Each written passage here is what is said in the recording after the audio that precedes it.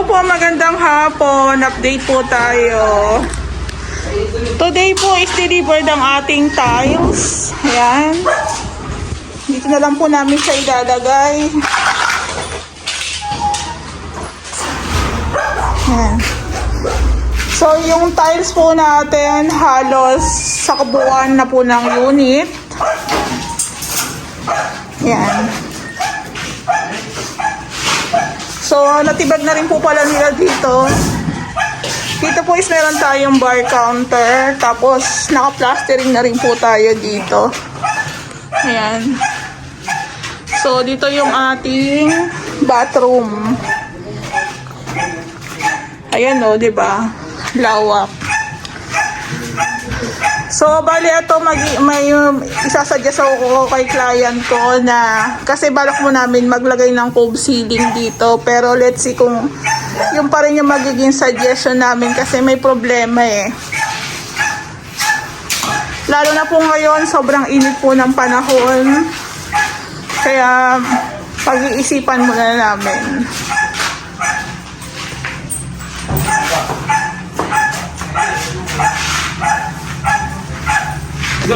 Ay, dyan na lang kuya. Sige, dyan na lang muna. Opo. Ayan na, set na yan. Kasi naman, sa ano to? Sa toilet bowl. O, sige. Get ko na yan. Sige. Ito yung lavatory. Ayan. Ito yung ating shower set. Ayan.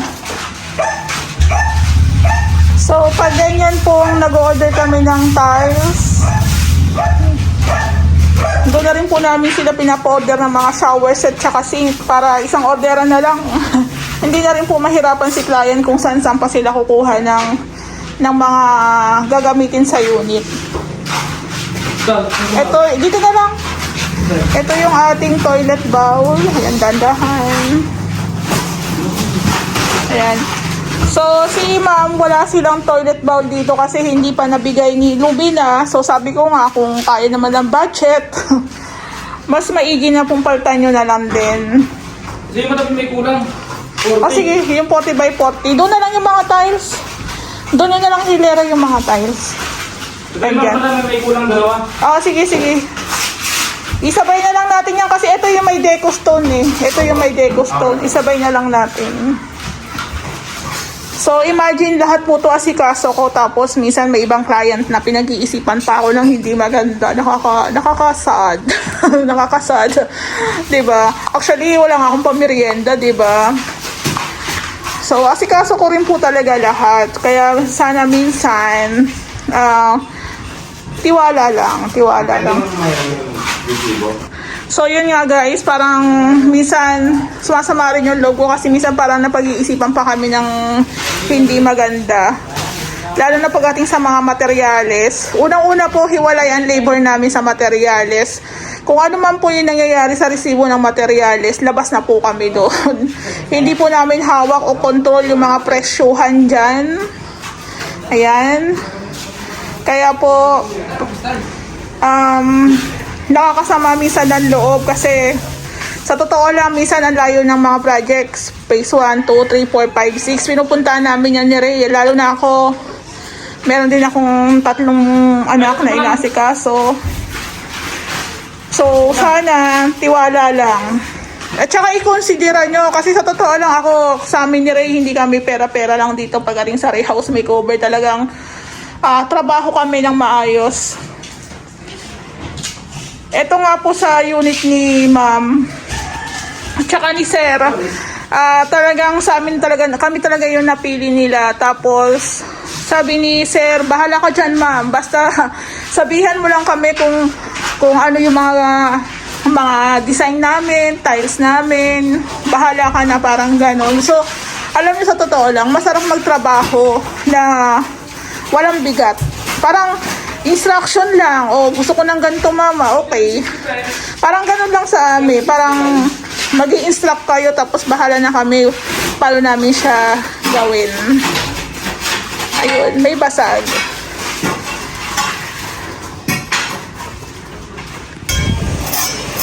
So, So, bali dito po sa labas, tapos na nilang plastering. Ayan, tapos na sila mag-plastering.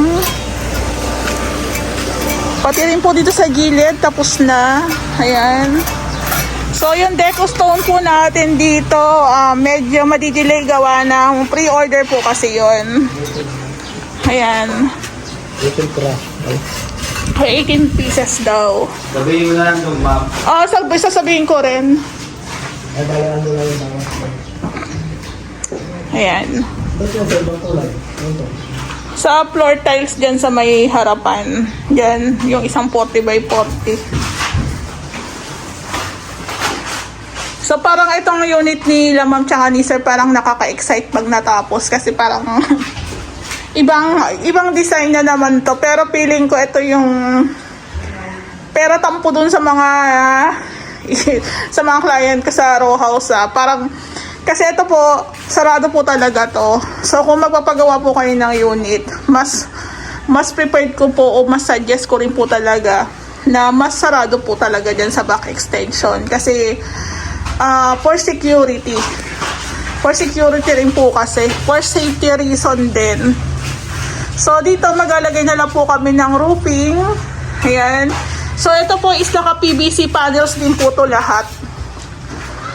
So ito uunahin po muna namin yung ceiling, yung roofing dito sa likod, tsaka dito sa may harap. Ipanguhuli po natin yung pagtatiles kahit naka-ready na kami. Gawa ng baka po kasi mabagsakan yung ating tiles, mabasag. Ayan. So, nakaka-excite kasi nakikita mo na yung kabuuan ng ating Amy Row House. So, pinag-iisipan ko kung dito yung ating cove o dito yung ating cove. Ito yung pinag-iisipan ko, yung cove natin hanggang siguro dito. Dito. Tapos yung dito pwedeng flat ceiling na lang o kaya dito is flat ceiling o dito yung cove. Ayan. So, magkakaroon ako ng suggestion sa may-ari. So, suggest ko nga rin po pala pag nagpa-deliver po kayo ng tiles, much better, ipa-check nyo rin po.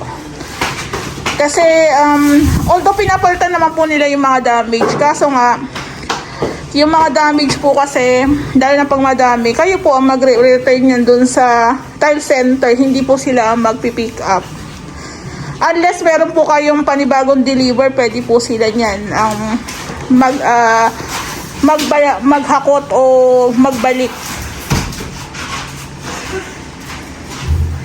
So imagine kung may trabaho po kayo tapos wala na kayong aalalahanin, ako na po lahat nag-aasikaso, di ba?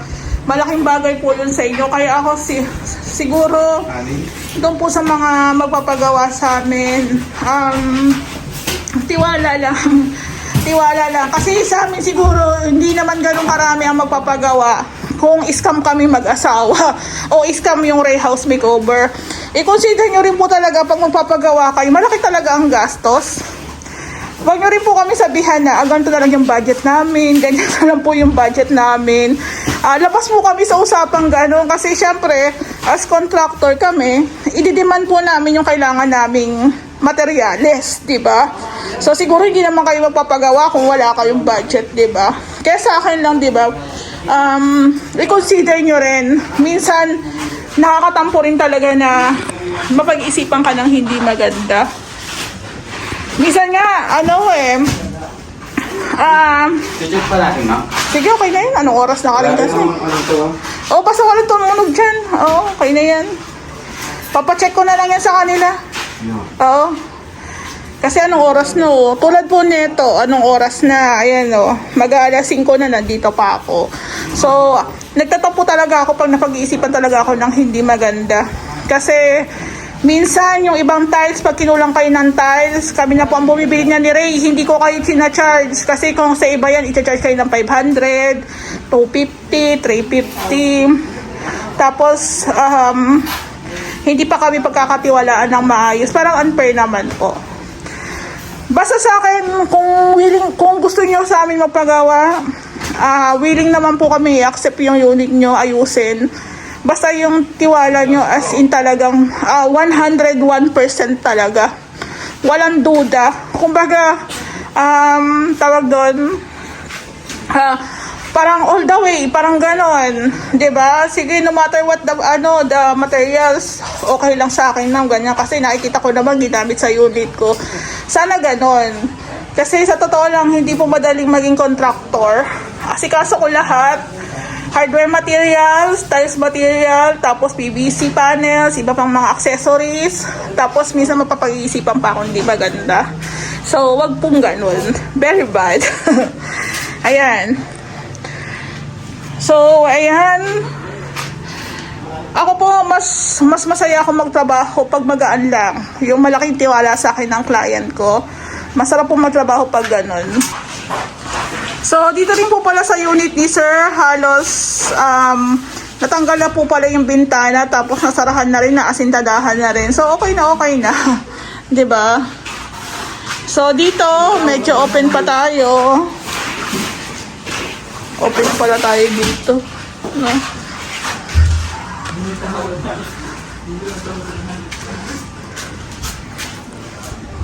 Ayan, ito na po yung ating ito po yung bintana dito sa likod. So, kailangan po natin tong sinsilin kasi lalagyan po natin to ng tiles. Tas kisame tayo dito.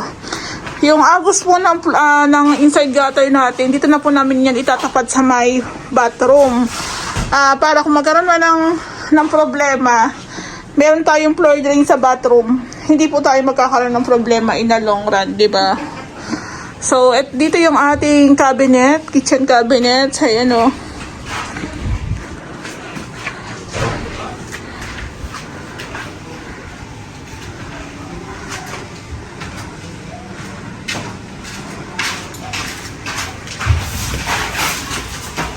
Ayan, hinahakot lang yung ating mga tiles. Yung wala pa tayong di ba? 2, 4, 6, 8, 10, 12. So, mga ilang pa yung ipapasok natin na semento tsaka bilangin mo na lang. So, guys, ayan, katatapos lang magbaba ng mga tiles. Sa totoo lang, bukod sa asikaso ko, abono ko rin po muna yung mga tiles po na dineliver today. Ang binayaran po namin, dalawang project po ito. Inabonohan ko po is 74,356. Ayan. So, sa amin ni Ray, nag-aabono po talaga kami kasi minsan may mga clients ako na hindi agad nakakapag-send ng payment para sa materials. So, kung pag-iisipan niyo po kami ng hindi maganda, parang unfair naman po yan. Ayan o. Binantayan ko yung pagbaba po ng mga tiles, tapos ako pa nagbayad. O, diba? Hello po, Monday update po tayo. Ayan, back to work na po kami after namin mag-outing nung Saturday and Sunday overnight po. So, balik na po ang ating team.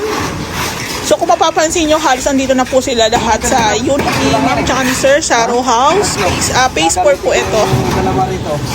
So, napansin natin na meron ng mga nakalatag na mga wirings, mga tubo. Andito na rin po yung deliver ng ating PVC tsaka span drill. Ayan, ito po yung sinasabi ko sa inyo na kailangan i-check ko po yung ating mga materyales, lalo na pag bagong deliver po yan. Kasi kailangan kong sabihan yung aking mga kasama sa team na dapat ingatan po yan, hindi pwedeng tapakan, hindi pwedeng marumihan. So, napansin ko po, si Kuya Bok medyo matagal ang kanyang bakasyon mula nung Wednesday.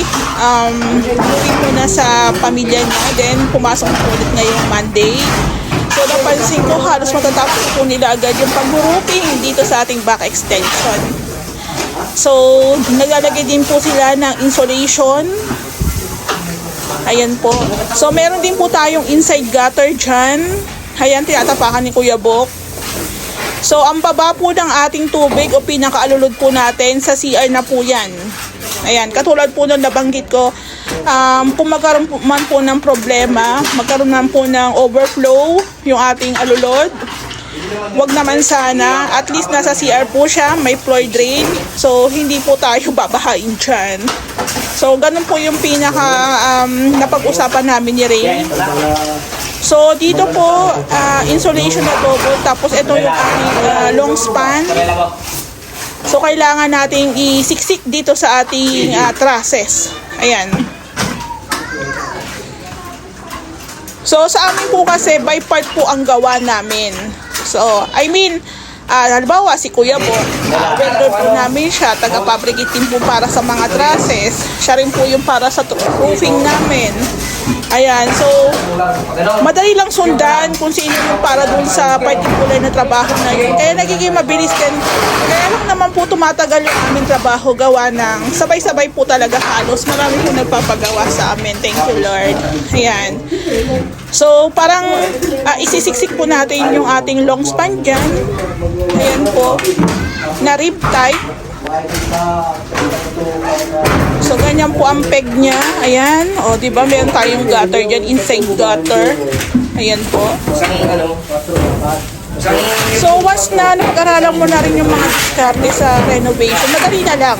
Lalo na kung ang gagawa is sila-sila pa rin naman.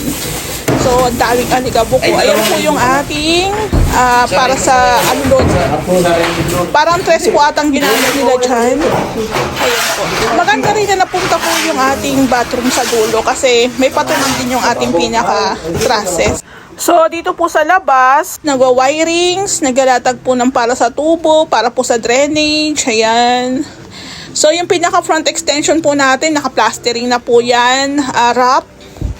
So, pwede na rin po natin yan, i-install yung ating deco stone. Ayan. So, after po yata nito, yung deco stone naman po ang darating. So, ito po, preparasyon para bukas, pwede na po namin siyang, lagyan ng semento o mag-flooring na po kami. Ayan. So, ganun lang sa pinaka-renovation. Napapanood ako ng may-ari kung ano po yung mga updates. Ganun lang. Kung may mapansin sila dyan, kung tatanungin naman po namin kasi sila kung ano po, kung saan po banda, kung ano po yung mga ipapalagay. So, hintayin nyo po yung ganun kasi sa pinaka-renovation po namin sa mga unit, halos pamilyar na rin po kami. Ayan. So, dito maglalagay din po tayo ng ceiling dito sa ating kitchen. Ayan. O, diba? So, naka-insulation din po yan. So, ito po, itatiles din po natin to. Naka-plastering na rin po siya. Ayan, natakpan na po. Inuna po namin takpan na yung ating back extension para safe din po yung mga materialis namin dito. As well, yung mga tools din po ni Ray. Ayan po yung para sa drainage ni Lumina. So, dyan na lang po kami magtatap o magko-connect. Tapos, ayan, naka-plastering na rin po dito. So, baka bukas, pwede rin po tayong gumawa ng lababo o slab ng ating lababo. Ayan. So, konti na lang. Sarado na ang ating back extension. So, bali, abangan po natin ang finish namin dito. Ayan. Thank you po.